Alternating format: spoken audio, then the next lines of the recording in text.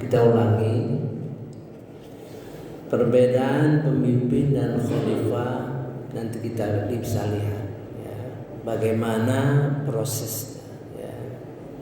Kita perhatikan susunan ayat ya. Dan dialah yang menjadikan kamu sebagai khalifah-khalifah di bumi, dan dia mengangkat derajat sebagian kamu di atas yang lain untuk mengujimu atas karunia yang diberikannya kepadamu. Sungguhnya Tuhanmu sangat cepat dalam memberikan hukuman, dan sungguh dia Maha Pengampun dan Maha Penyayang. Ini berkenaan dengan khalifah. Wa huwal ladzi ja'alakum khalaifal ardh. Khalifah jamak, bentuk jamak ya. Dia yang menjadikan kalian khalifah di bumi. Jadi tanpa kecuali ya, tidak ada sebagian atau sebagian lain menjadi khalifah, semua tanpa kecuali ya, gitu ya. Wa rafa'a ba'dakum fawqa ba'd darajat. Dia mengangkat, meninggikan sebagian kamu atas sebagian yang lainnya beberapa derajat. Jadi ada yang kaya ya, ada yang miskin, ada yang berilmu, ada yang perlu belajar gitu ya, ada yang berpuasa, ada yang dipimpin ya. Perbedaan-perbedaan itulah yang akan membentuk struktur masyarakat ya. Karena berbeda sehingga terjadi struktur masyarakat. Ada yang jadi bos, pemilik perusahaan, ada jadi karyawan. Karena perbedaan-perbedaan itu struktur masyarakat terbentuk ya. Bayangkan kalau semuanya sama-sama kaya, ya nggak ada masyarakat terbentuk ya. Semua orang pandai semua, nggak ada. Tataran masyarakat keilmuan tidak terbentuk. Tataran masyarakat karya tidak terbentuk ya. Liyabluwakum fima atakum, untuk menguji kamu ya, atas apa yang diberikan, dikaruniakan kepadamu. Jadi itu menunjukkan bahwa datangnya itu karena langsung kurnia Allah Subhanahu wa taala. Apa yang diberikan oleh Allah Subhanahu wa taala itulah dalam rangka membentuk khalifah, menjadikan khalifah. Inna rabbaka sari'ul iqab. Sesungguhnya Tuhan pencipta kamu sangat cepat siksanya ya. Sari'ul iqab wa innahu laghafurur rahim. Sesungguhnya dia Maha Pengampun dan Maha Penyayang. Banyak kesalahan ya, banyak khilafan dalam menjalankan fungsi-fungsi khalifah. Misalnya seorang khalifah dalam diberikan kurnia banyak harta ya, tapi dia menjalankan hartanya itu tidak sesuai dengan apa yang dikehendaki oleh Allah Subhanahu wa taala. Dia tidak bayar zakat, dia berpoya-poya. Nah, ini keras hukuman, dia cepat menghukum.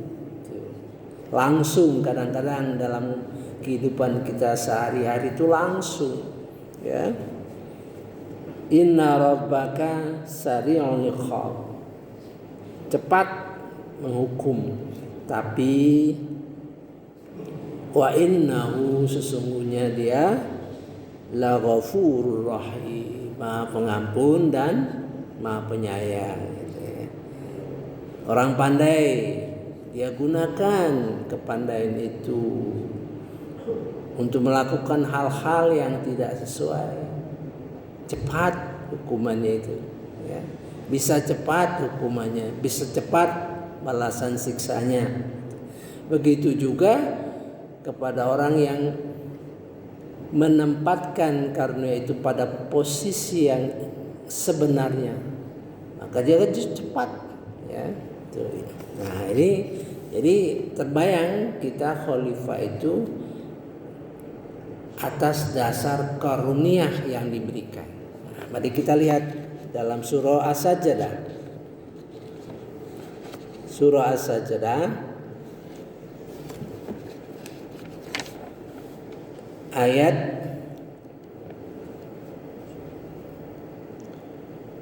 24. A'udzubillahi minasyaitonirrajim. Bismillahirrahmanirrahim. Dan kami jadikan di antara mereka itu pemimpin-pemimpin yang memberi petunjuk dengan perintah kami selama mereka sabar. Mereka meyakini ayat-ayat kami. Jadi terlihat perbedaannya itu ya. Waja'alna minhum, di antara ya. Tidak semua. Kalau tadi khalifah itu semua ya, semua ya. Waja'alna minhum, sebagian kamu ya. A'immah dijadikan pemimpin-pemimpin. Ini bentuk plural ya. Kalau bentuk singularnya imam ya gitu. Yahdu nahuda.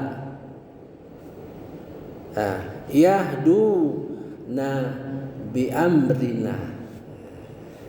Pemimpin tadi memberi petunjuk ya atas perintah kami ya.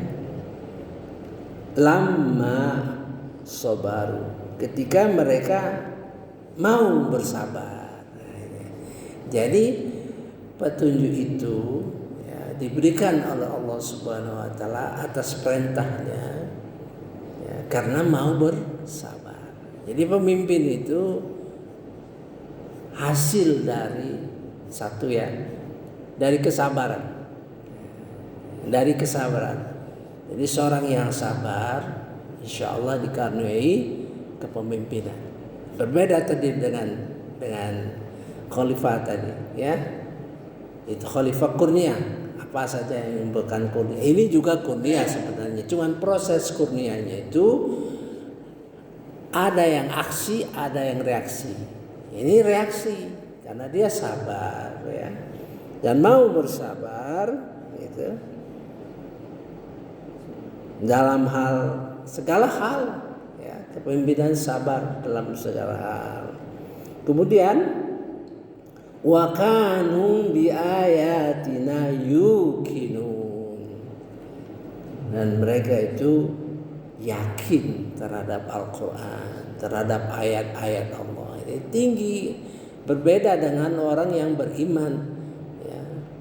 Beriman kepada Alkitab beda ya. Dia yakin terhadap ayat-ayat di dalam Quran. Ini dua. Kalau tadi kan tidak ada. Jadi kepemimpinan itu kuncinya terbuka sekarang orang yang sabar. Karena kesabaran itulah Allah memberi petunjuk.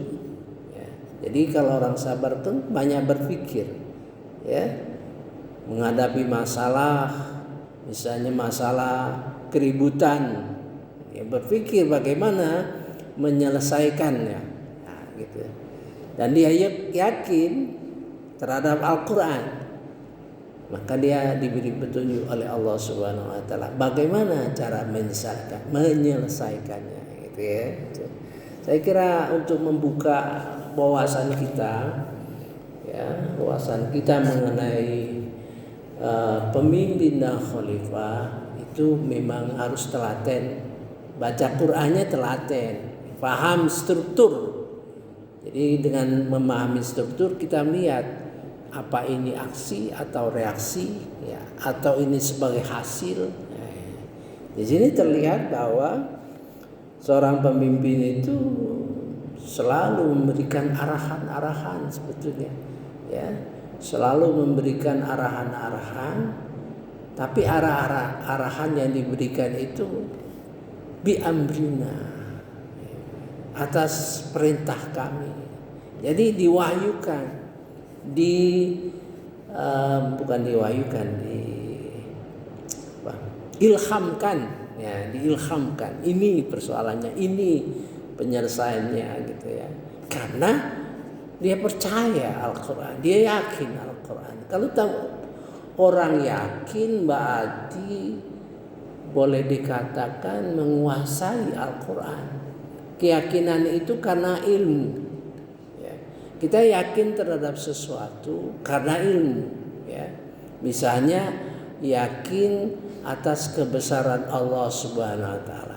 Misalnya kita bisa melihat, kita bisa menyaksikan bagaimana gerhana, bagaimana proses terjadinya dunia ini, gitu ya. Bagaimana gunung-gunung diciptakan, bagaimana langit diciptakan tanpa tiang. Itu karena ilmu itu, sehingga dia yakin karena tidak ada orang lain yang bisa melakukan itu, ya. Tidak ada orang lain yang bisa menciptakan itu, sehingga yakin terhadap yang menciptakan itu Allah. Sudah pasti dia akan yakin apa yang disampaikan oleh Allah Subhanahu Wa Taala, ya. Jadi dua perbedaan tersebut, ya, sementara ini, ya, saya yakin Al-Quran itu konsisten.